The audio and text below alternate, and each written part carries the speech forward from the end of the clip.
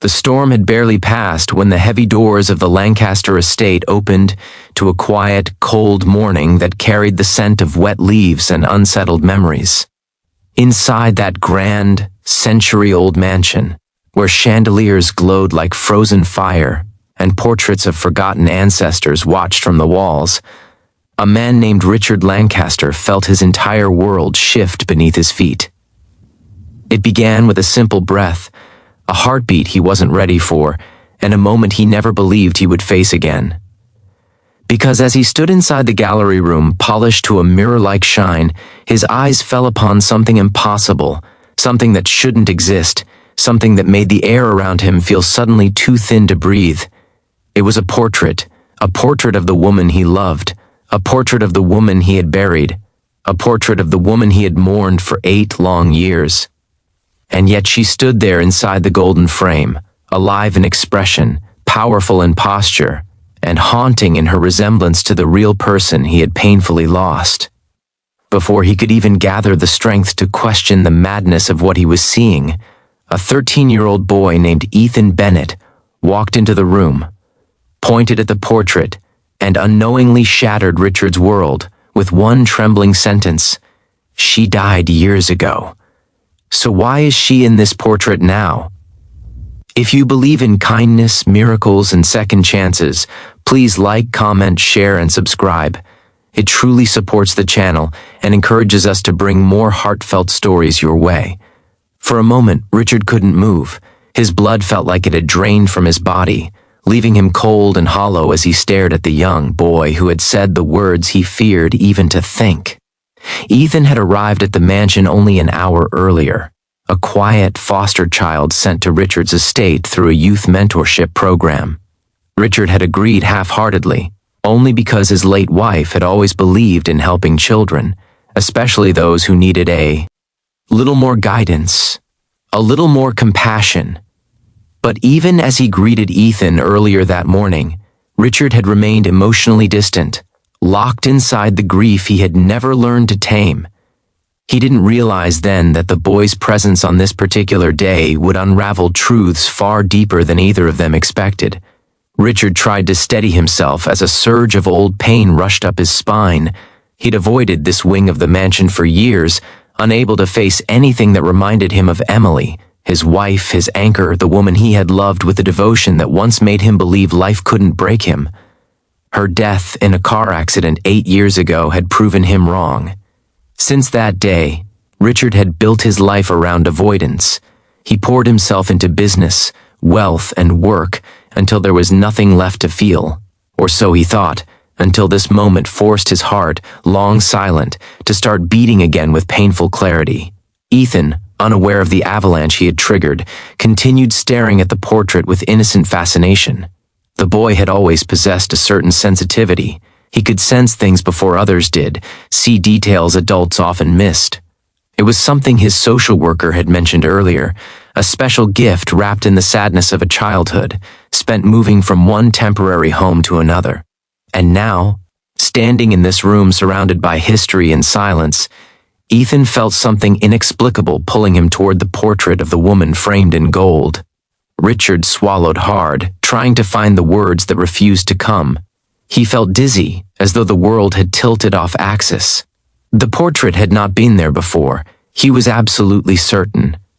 That wall had held a landscape painting for years, yet now, impossibly, Emily's face stared at him from within a frame that glowed brighter than any other painting in the room.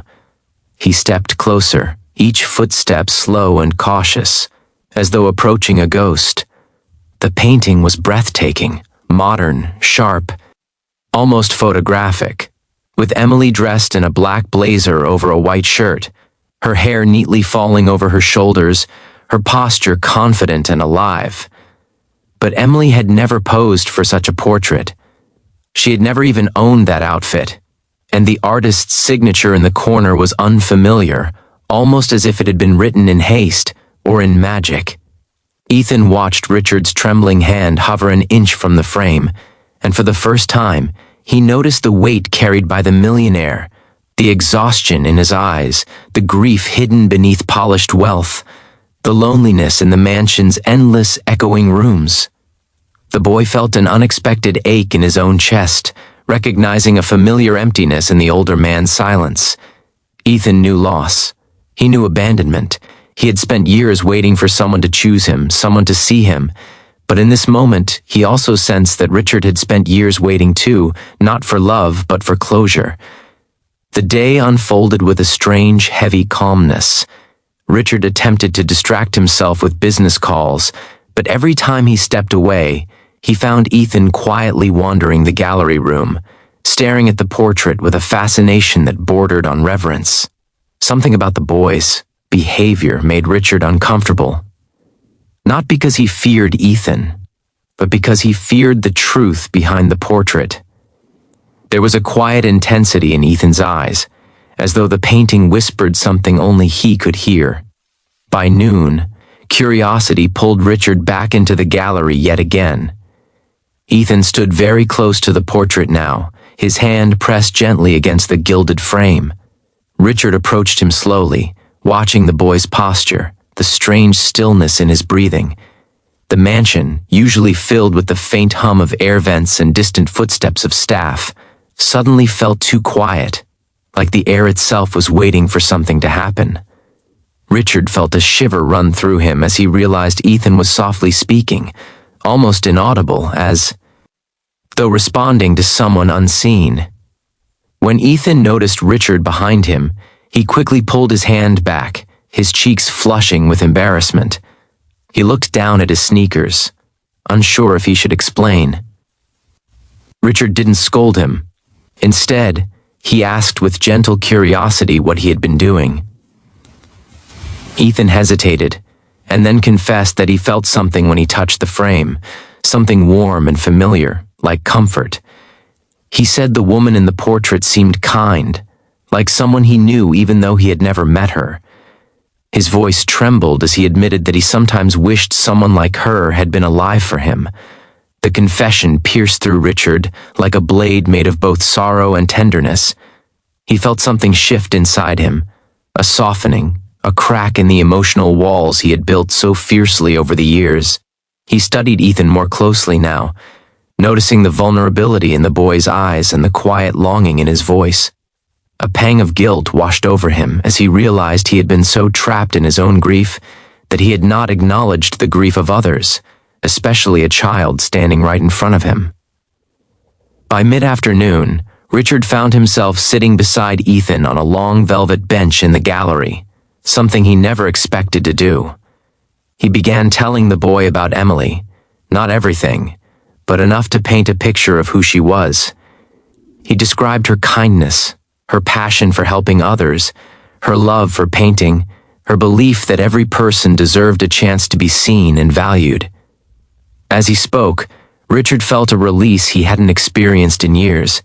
For the first time, sharing memories didn't hurt, it healed. The mansion didn't feel as empty, the air didn't feel as suffocating, and his voice didn't break under the weight of Emily's name. Evening approached with soft golden light slipping through the tall windows, casting warm reflections on the polished floors.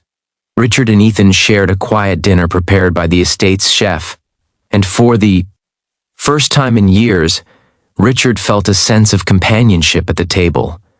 Ethan, despite his troubled past, had a gentle nature that filled the room with an almost childlike wonder. As they ate, Richard noticed Ethan glancing repeatedly toward the gallery doorway, as though drawn to the portrait even from afar. But it wasn't until after dinner, when the mansion settled into its nighttime stillness, that the truth began to reveal itself in a way neither could ignore. Ethan woke from a light nap on the sofa to find Richard standing once again in front of the portrait, staring with a mixture of longing and fear. The chandelier lights shimmered above them, casting tiny reflections across the portrait's glass surface, and as Ethan walked quietly toward Richard, he heard something so faint that he almost doubted his own ears.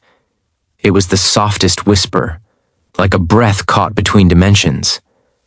When he looked up at the portrait, he felt his heart stop for a fraction of a second. The woman in the portrait, Emily, seemed to be looking directly at him, not just painted to face forward, but genuinely looking into his eyes with an expression of warmth and recognition. Ethan's breath hitched. He whispered to Richard that something was happening to the portrait, and when Richard finally looked down at the boy, he saw tears forming in his eyes. The millionaire felt his own heart twist painfully.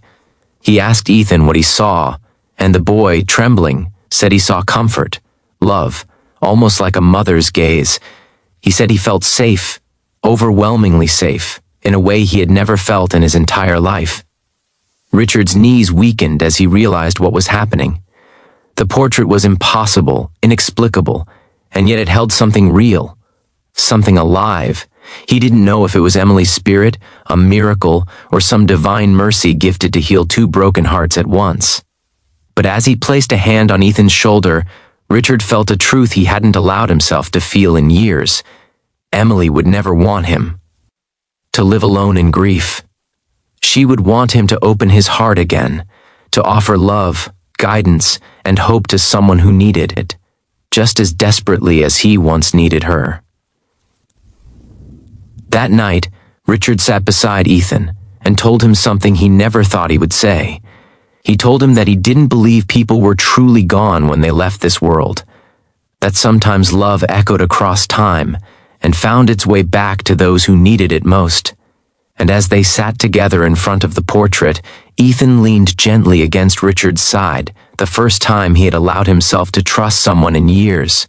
For the first time since Emily's death, Richard didn't feel alone. The next morning, something unbelievable happened. When Richard entered the gallery, the portrait was still there, but the colors had softened, the glow around the frame dimmer, as though Emily had done what she needed to do and now gently stepped back. Richard smiled softly. He understood.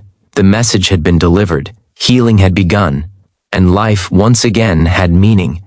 If this story touched your heart, please like the video, share it with someone you care about, and subscribe to the channel for more emotional stories. Your support truly means the world. Before you go, comment below. Love never truly leaves. Richard looked at Ethan standing beside him, sunlight warming the boy's face, and he realized that in a world full of loss and unexpected miracles, sometimes the heart finds family in the most extraordinary ways. And as they walked out of the gallery together, leaving the mysterious portrait behind, Richard whispered a silent thank you to Emily, knowing she had given them both the greatest gift of all, hope.